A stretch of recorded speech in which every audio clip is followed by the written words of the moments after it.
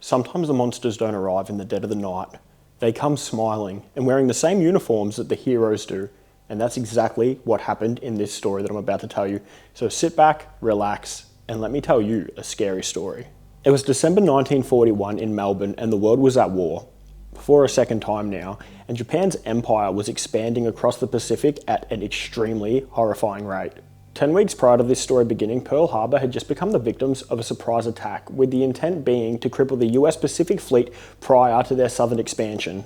2,400 Americans were killed with multiple Hawaiian casualties. Now, this attack on Pearl Harbor was a big red flag to Australians that war was imminent. And 10 weeks later, the same carrier group that attacked Pearl Harbor initiated a second assault. This time, it was on the coast of Darwin. This attack was very simple. It was a way for Japan to neutralize Australia as a base for the US, eliminate Allied airfields, ports, and trade routes. As I stated earlier, Australia's red flags were waving, but between the US and Australia, they had already come up with a plan, and 2 weeks prior to this attack on Darwin, US troops had already touched down in Australia, and amongst these Allied troops was the 52nd Signal Battalion. So the 52nd Signal Battalion had arrived in Melbourne, Australia aboard the USS President Coolidge, but little did anybody know that aboard this ship, something evil was lurking in the shadows. Something that had been laying dormant for so long. Something that was going to remain in the shadows. Let me explain. So by late February, early March, Australia was on high alert due to the recent Darwin attacks, and the Australian government believed that it was only a matter of time before a second group of Japanese bombers infiltrated the country. So as a safety procedure, the federal government rolled out brownout regulations across the entire country, and this really happened in Australia, and this was a very crazy time. Now, essentially, the purpose of these brownouts was to make Australia invisible to any enemy attacks. So all streetlights in major cities were either dimmed entirely or taped up. All properties and houses had to ensure that no light could escape them, whether that be with blackout curtains or cardboard and newspaper over the windows. Trams and cars had to ensure that 50% of their lights were covered to reduce light pollution. You can imagine how many accidents would happen in Australia at this time. There were multiple. So essentially, Australia was in darkness. Not 100% darkness, thus the term being brownout. Close to a blackout, but not quite there. As Melbourne sat dimly lit, soldiers patrolling the area, no one realised that the danger wasn't coming from the skies above. It was already walking amongst us in the streets. Melbourne was quiet, and this is the type of silence that only happens when everybody's holding their breath, waiting for something to happen. Now, just because the entire city was shrouded in darkness, it didn't mean that establishments had closed shop yet. In fact, bars were still operating. It was one of the only ways that people could ease the tension of the possible conflict with Japan. So it was the 3rd of May 1942, and a 40-year-old woman named Ivy Violet McLeod was out drinking at the Windsor Hotel with her friend. When the bar closed up shop at 12 o'clock at night, Violet walked out into the street alone, into the brownout. Streetlights dimmed, trams had gone for the night, and all you could hear was the faint humming of patrol trucks in the area. But at the same time that Violet stepped out into the brownout, so did another person. A person by the name Edward Joseph Leonski. And Edward Leonski was part of the 52nd Signal Battalion, and he had spent the night drinking at another bar not too far away from where Violet was. Eddie was drinking pretty heavily this night, which wasn't strange for him or out of the ordinary, and his military mates would later tell investigators that Eddie was the type of person that was absolutely lovely and full of smiles when he was sober. But when Eddie drank, a different monster would come out. A monster that was completely terrifying. "A good man when sober," quoted one of his military friends. But if you give Eddie a few beers, something just switches off inside of him. And that night, Eddie stumbled off into the streets of Albert Park, and witnesses would later claim that they could hear a woman singing through the streets that would echo throughout the entire city. But eventually, that singing ended up being followed by one sharp scream.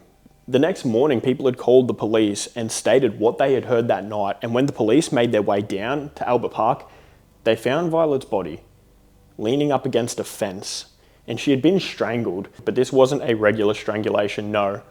The attacker strangled Violet with so much force that her entire body was lifted off the ground and her clothes were torn. But nothing was stolen, and there were no signs whatsoever of SA. This woman had been strangled and the perpetrator left. Now, as the rest of Melbourne woke up, they woke in fear because this report had already been released. There was a Brownout murderer. They claimed somebody had been strangled and attacked in the darkness of the Brownout. The Brownout was intended to protect Melburnians. The threat was coming from the sky. It was coming from another country.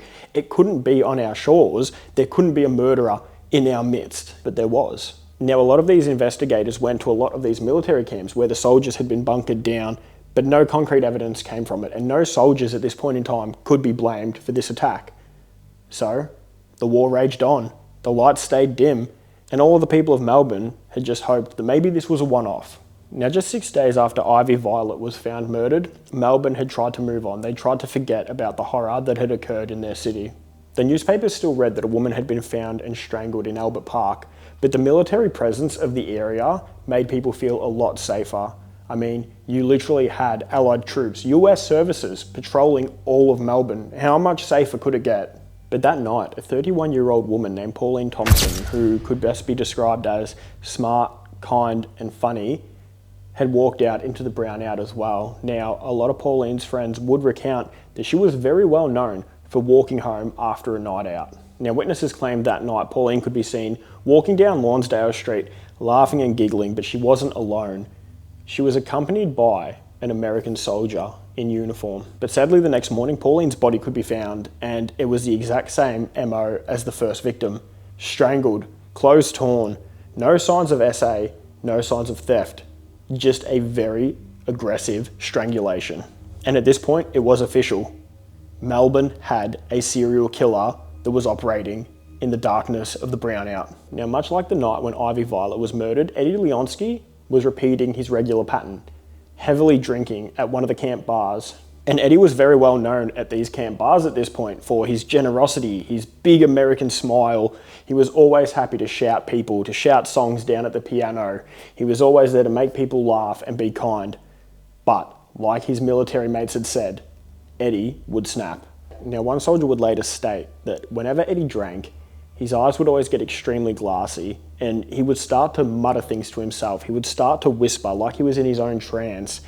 And a lot of the time, he would whisper about women singing and women's voices. And the soldier said it was like Eddie was hearing something that nobody else could.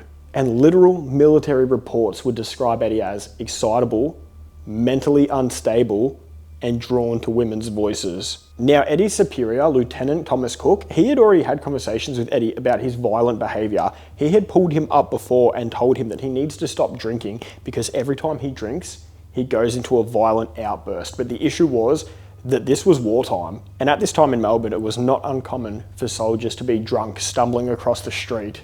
At this point, the military believed that there were bigger problems to worry about, and Eddie was left to his own devices. Now, Pauline's death sent shivers all across Melbourne, and women had stopped walking home by themselves in the Brownout.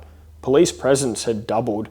Even air raid wardens, whose main goal was to ensure that nobody was letting out too much light pollution, had now been told to double as patrol. But the problem is, as all of these resources had been amplified, and everybody was on the hunt for a killer, that killer was still on duty, in uniform, eating breakfast, smiling and laughing with his fellow mates. Now, while the fear in Melbourne started to feel more like a routine, 2 women had been found strangled under the Brownout skies, and every night, when everybody would go to bed, they would just sit and listen, waiting to hear that next scream. And on the 18th of May, 1942, a 40-year-old woman by the name Gladys Hoskins would leave her job at the Melbourne University, say goodbye to her work colleagues, and take off into the Brownout skies, into the night. Now, Gladys had taken off into the city and begun her walk towards the Royal Park tram, and later, witnesses could say that once again, they saw a tall American soldier stumbling through the streets, stumbling over to a woman who was walking by herself, and he approached her, laughing and giggling, and they could last be seen walking off into the park together. And the next morning when Melbourne woke up, there had now been a 3rd strangulation because Gladys's body had been found near the tram line, the exact same MO as the first 2 victims. But at this point, Eddie started unraveling because his drinking started to become heavier and heavier, and his fellow soldiers would start to report to their superiors that Eddie would always wake up late for duty. He would always arrive to duty late, and if he did arrive, he would be covered in mud and scratches from the night before. And a lot of the soldiers started to report that Eddie could just be seen staring off into the night sky, muttering about their voices. They are all singing. And Eddie would start brawling with fellow soldiers, with his teammates who he shared dinner with. He would throw chairs at them. He would get into violent altercations with them and try to fight them. He would be up all night screaming because he would proclaim that he can't get the voices out of his head. He can continue to hear the voices, the singing. And officers warned Eddie and they punished Eddie, but still they never suspected Eddie. But this time, Eddie left a trail. As he was making his way back to the camp, he ran into a uni student, and this uni student actually stopped Eddie and asked for directions. And this student said that Eddie could be seen frantically looking around, eyes glazed over, covered in mud and scratches, and breathing extremely heavily like he had just ran a marathon. And later, when police found this uni student, they grabbed a group of soldiers that they suspected could be guilty of this, Eddie being one of them. That's him. And on the 22nd of May, 1942, military police hauled Eddie in. Still with mud on his boots and scratches on his hands, he didn't plead his innocence. He didn't beg for mercy or try to talk his way out of it, no. He had a simple grin on his face and said, "You've got me for those murders, haven't you?" And over the next 2 weeks, Eddie did everything but remain silent. He spoke, and he told the officers everything. He would stumble into the darkness of the Brownout, drunk off his head, looking for women, following voices that only he could hear. He told the police that he would specifically target women who were singing because their voices did something to Eddie, and when he would strangle them, he would be taking their voices and the silence would finally start. Eddie would say in these investigations that they were singing and I wanted to get at it, I wanted to get at it. And in June of 1942, the American military never asked for Eddie to return home, no. Eddie was kept in Australia. They wanted to make this trial extremely fast. The army doctors, when they evaluated Eddie, they said that he was not sane, he was not fit for duty, he was crazy and he would drink too much and he was obsessed with women's voices. But the court still ruled him sane enough to hang. And Eddie pled guilty with no hesitations. And on the 9th of November 1942, at Pentridge Prison in Melbourne, Eddie made his walk towards the gallows. And as Eddie approached these gallows, witnesses said that he was calm and cheerful, and he looked at the hangman and his last words were a soldier's goodbye. "G'day, mate. Best of luck to ya." And that was it. For the Allies, it was a case closed, a problem solved. But for the families and the city that still remembers those brown lights and that muffled fear, well, the echoes of those voices, they never really stopped.